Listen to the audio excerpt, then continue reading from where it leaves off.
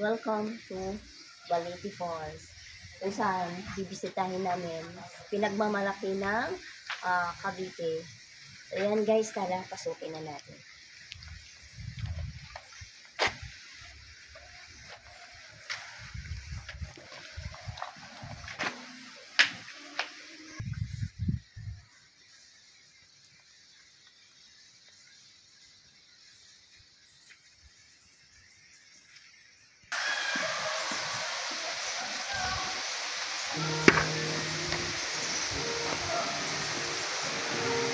Ito guys, napakaganda pala yung paligid.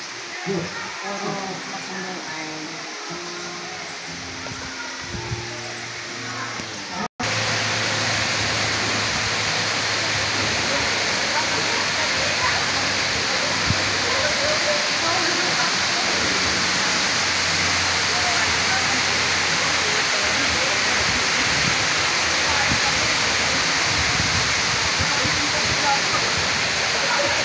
Baba ka na.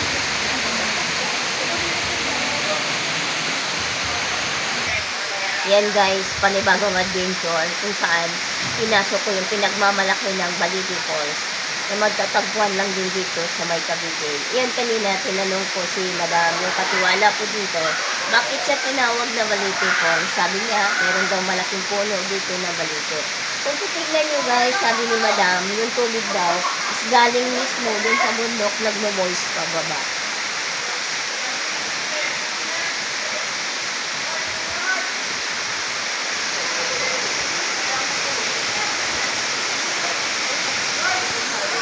Yun guys, tingnan nyo yung sa likod ko. Yung falls, yung tubig na bumabagsak, natural po yan. Kaso, may nakalagay na po, no oil. Hindi ko natin hindi siya kasi. Kung makita nyo yung tubig, sobrang natural po talaga. Kung makita nyo, is galing talaga sa kabundok. Kala guys, baybayin natin kung ano yung pinagmamalaki ng Balete.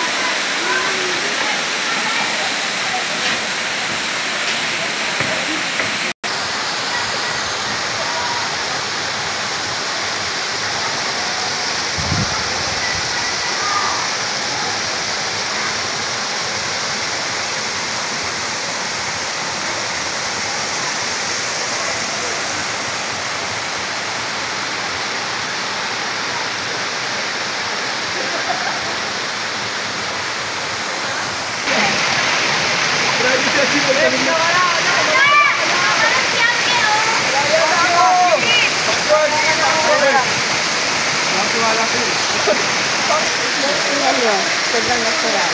So yung tubig, galing mismo sa mga bato nyo yan. Nag-moist pa diba? Ito tingnan nyo guys.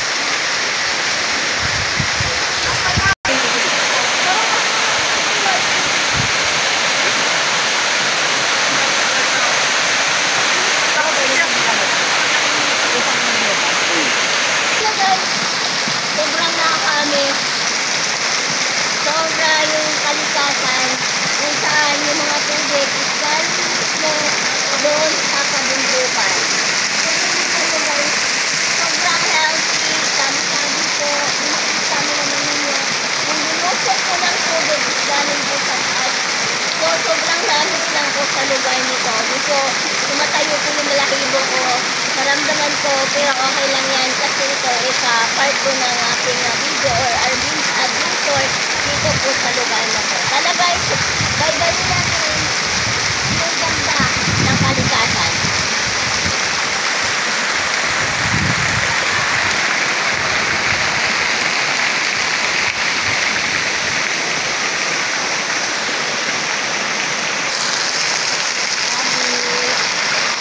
Bakit na ako binati?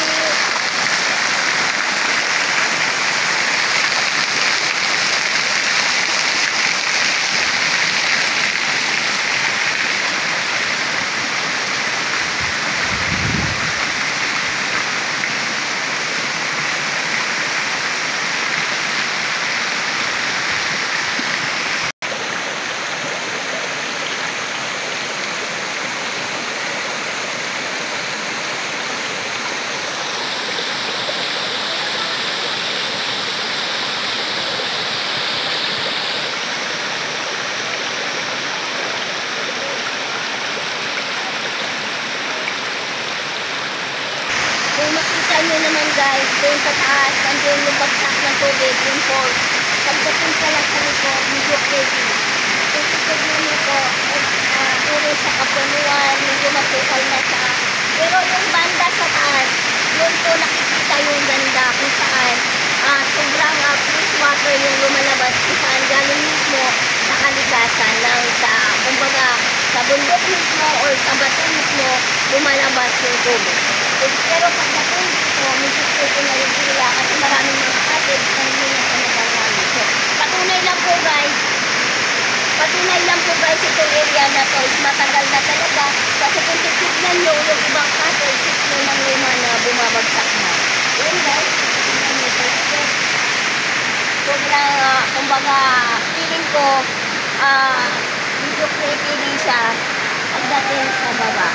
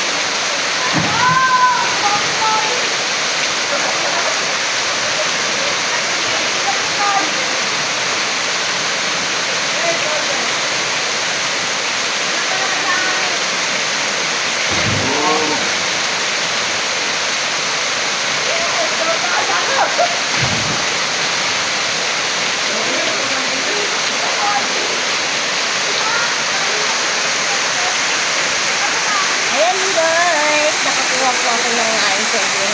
Hindi, isa sa lifeguard dito. Liligtas na yung mga di marunong lumangoy. So, ano yung kasi kung adrit dito, sir? Mas marami pa yung pupunta dito at naliligo. Dito lang sa banay-banay na buhay dito. So, ano po yung mga na-experience na simula na nagtrabaho ka? Ano po, medyo mahirap dito. May time ba na mayroong nalulunod? Opo. So, kailangan ikaw yung naglangoy dyan. Opo. Kahit na lifeguard na sa akin. Pero wala naman nangyari na binawian ng buhay. Wala pa naman. So, yun lang po guys, patunay na maging alerto siya na lifeguard. Kasi isipin mo, medyo ang lalim pala, 18 feet. 18 feet po, pero ito naman siya laging kumbaga nakabantay. Kumbaga, safe kayo kung maliligo kayo dito sa lugar na yun. At saka yung magkano po yung ano dito sir, yung cottage. Yung cottage naman po, depende po sa dami ng project. Okay. So, yung entrance is 200. So, wala na yung time na kung ano oras.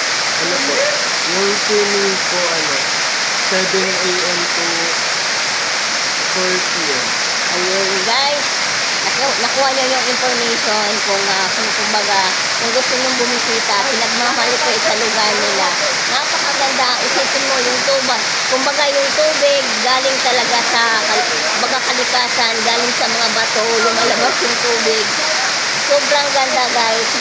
Kung gusto nyo guys, pumunta din kayo, mag-enjoy kayo. Mas maganda to sa pamilya o magjowa. Bumisita na rin kayo dito sa may Balisico. So yun guys, maraming salamat. Anong pangalan ito? Melcar, maraming salamat po na pinintulutan kita na interview. Maraming salamat po sir.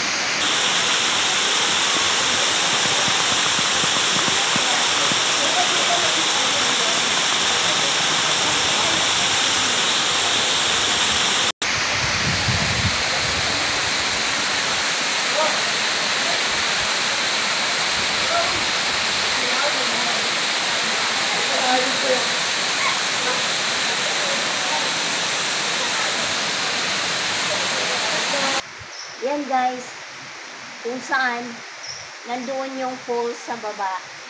So nag-try kami umakyat dito, paakyat dito sa may CR. Sobrang nagulat ako. Pagdating pala sa baba, medyo creepy pala. And then titignan mo yung paligid. Kung titignan yung paligid guys. Ayan, oh my God. May tao ba? May tao po ba sa CR? Guys, oh my God. Binuksan po yung CR. May tao ba sa CR? Sorry po. Bakit ganun po? May tao ba ang CR? Sorry po, narinig yun. Nakawanan po yun. May kumalabog po na pinto na kung tutusin po, sarado po ito. Sabi po, sarado siya guys. Yan. Paano mo masabi na may tao? Oh my God. Narinig yun sa camera guys. Rinig yun sa camera kung saan nagbukas ng pinto at nagbubuhos ng tubig.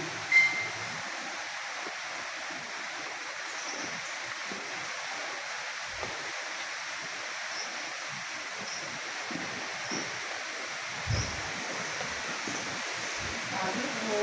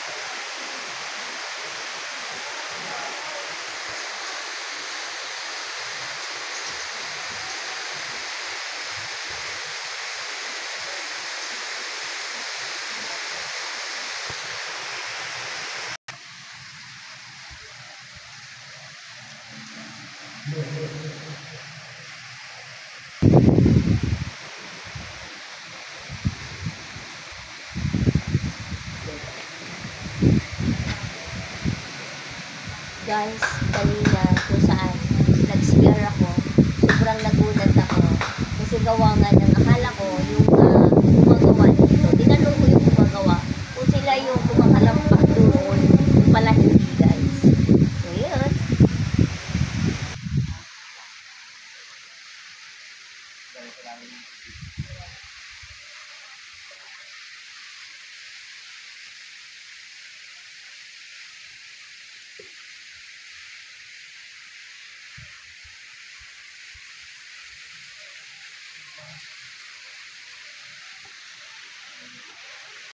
Yan po guys, kung saan kami galing sa taas, o sa baba, umakyat kami dito kung saan, kung titignan yung paligid, napakaganda. Yung, titignan nyo to guys, napansin nyo ba to? Napansin nyo to guys, yung palibot dito. Kumbaga isa na rin to sa part ng historical, alam nyo kung bakit? Ito guys, alam nyo kung bakit? Gawa lang naman to ng mga kagumad o igorot noong araw. Kung titignan mo, ang galing. Sila po yung gumawa niyan. Gawang igorot po yan guys. Gawang mga luman. Diba? Ang ganda. Kung titignan nyo. Napaka ganda yung kanilang pagkagawa.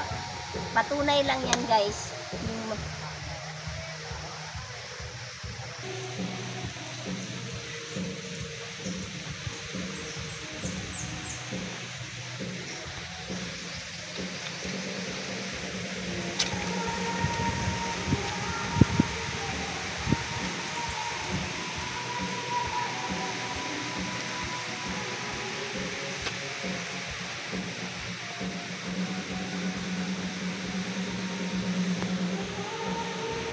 yun po guys, yun po yung video for today kung saan nilibot ko yung Baliti Falls, pinagmalaki ng Baliti Falls, dito po sa may Cavite guys. Doon sa baba is sa falls, pagdating dito is swimming pool. Napakaganda yung area. Kung sino po yung gustong bumisita po kayo dito guys. Search nyo lang Baliti Falls kung saan. Napakaganda guys. Yun lang po guys for videos for today. Like, subscribe my channel, Virginia's Daily Vlog.